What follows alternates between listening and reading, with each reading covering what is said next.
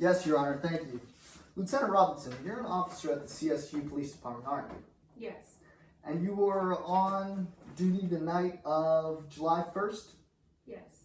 And you were the officer that pulled over the defendant in this case, correct? Yes. And you pulled over the defendant in his white Jeep, correct? Yes. And you remember the Jeep was white, correct? Yes. And when you pulled the Jeep over, there were two people in the vehicle, weren't there? No, it was just the driver. It was just the driver. Yes. Okay, I have a witness that says that she was in the vehicle at the time you pulled the vehicle over and performed the traffic stop. Is it often that you forget that a witness is in the vehicle? No, I never have. Okay. When you pulled over the defendant, did you ask the defendant whether he was drinking the night of July 1st? I did ask him, yes. And the defendant responded that he hadn't been drinking, correct? Correct. And when you asked him this, did you notice that his eyes were bloodshot, didn't you? Yes. Now, isn't it true that bloodshot eyes could also be caused by excessive exhaustion from not sleeping? That's a possibility. It's a possibility or it's a reality? It is one of the reasons why someone's eyes might be bloodshot. Okay. Now, when you realize this, you asked the defendant to exit the vehicle, didn't you? Yes. And your purpose was to perform sobriety tests, wasn't it? Yes. And you conducted these sobriety tests, didn't you? Yes. Was the first of these tests the nystagmus test? Yes. Now, with the nystagmus test, you asked the defendant to follow your pen in front of his eyes by just moving his eyes and not his head, correct? Correct. Now, the point of the test is to see if the defendant's eyes could follow the pen smoothly, wasn't it? Yes. Now, when the defendant performed the test, he wasn't able to follow the pen smoothly, was he? Correct. Now, isn't it true that a reason for a failed nystagmus test is because the defendant is overly tired and the eyes are overly tired and overused? That might be a reason why he fails. But it is a reason. It's true that it is a reason why someone would be able to, why someone would be unable to perform the test to completion, correct? Yes. Now, after you perform this test, you then perform the walk and turn test, isn't that right? Yes. Now, when you perform the walk and turn test, the defendant was wearing flip-flops, wasn't he?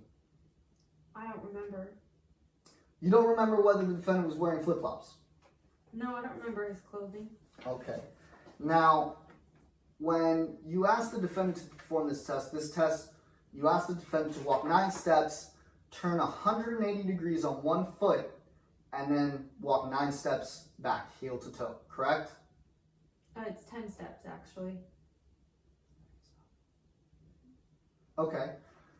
It's 10 steps. Now, when he performed the test, when he fell, the defendant fell, did he not? Yes, he did. Now, the defendant fell when he was performing the 180-degree turn on one foot, didn't he? Yes. Now, isn't it true that it would be incredibly difficult to perform the test in flip-flops? Not incredibly difficult, no. If you can walk in flip-flops, then you should be able to turn around in flip-flops. Okay. Even though the defendant's heel is not attached to a flip-flop. His heel is not attached to a flip-flop? The heel of a flip-flop does not attach to a person's foot, does it not? That's correct. That's correct. So even though his heel is loose, it would be incredibly easy for him to complete the test. That's what you're telling me? No, I'm saying it won't be incredibly difficult to complete the test. Okay. Now, the pavement where you conducted the walk and turn test, it was uneasy pavement, wasn't it? It was an unpaved road, yes. It was an unpaved road, and it was made of concrete, blacktop, and gravel, wasn't it? Yes. something With like that. loose rocks mixed in, correct? That's the gravel portion, I assume. Okay. Now, wouldn't you agree that it is incredibly difficult, combined with wearing flip-flops, for a defendant to perform the walk and turn test on this kind of pavement? Well, again, incredibly difficult is a high standard, so it might make it a little bit harder, but it shouldn't be impossible to perform the test. But you'd agree that it would be hard, wouldn't it? Probably would add to it. Okay. Now, the next test you performed was the balancing test, correct? Yes. Now, the balancing test is aimed at seeing whether the defendant could balance on one foot while counting 1 1,000, 2 1,000, 3 1,000. Is that correct? Yes. And he continues counting until you tell him to stop. Is that right? Yes. Now, in this case, the defendant was able to stand on 1 foot while counting 1 1,000, 2 1,000, 3 1,000, all the way to 25 1,000s. Isn't that right? Yes. Thank you. The next test that I want to talk about, and this is the last test I want to talk about, was the alphabet test. When you perform the alphabet test, you asked the defendant to state the alphabet, didn't you? Yes.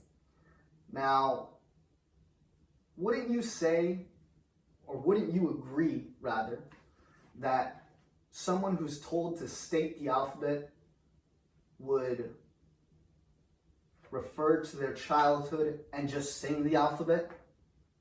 Not necessarily. Okay. When you asked him to state the alphabet and he sang the alphabet, did you try and correct him and point his attention to the fact that you told him to state the alphabet rather than to sing the alphabet? No, I didn't. You did not. Now, after he sang the alphabet to you, without fail, you then asked him to perform the alphabet backwards, didn't you? Yes. Isn't it true that it's incredibly difficult for a regular person to recite the alphabet backwards? It might be. Depends. Some people learn it in grade school. Okay. Can you recite the alphabet backwards for me? Z, Y, X, W, V, U, T. Okay, thank you. Now, when the defendant, my client, performed the test, he only missed 3 letters, didn't he? Yes. And he performed the rest perfectly. Yes. Okay. Now, after you conducted these tests, you placed the defendant under arrest, didn't you? Yes. And you went to his vehicle to see if there was any evidence of alcohol consumption, correct? I performed a routine search. And nothing was recovered in that search, was there? Correct.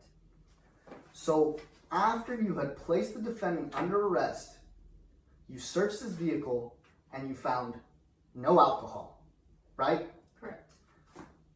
You also asked the defendant to perform a sobriety test through a breathalyzer, didn't you? Correct. And the defendant objected to performing the test, didn't he? He refused, yeah. And you asked why he refused, didn't you? No, I didn't ask him why. You didn't ask him why. I just assumed it was because he knew he would fail. Okay. Now, after he refused, you took the defendant to the police station, isn't that right? Yes. And on the way into the police station, the defendant tripped, didn't he? Yes. And the defendant tripped over his flip-flops, didn't he? I don't know what made him fall, but he did fall. Okay. But if he were wearing flip-flops with his arms tied behind his back, turning a corner, with you guiding him, wouldn't you say it's possible for a regular person, a sober person, to fall over? Yeah, that's always a possibility. Okay. Thank you. I have no further questions, Your Honor.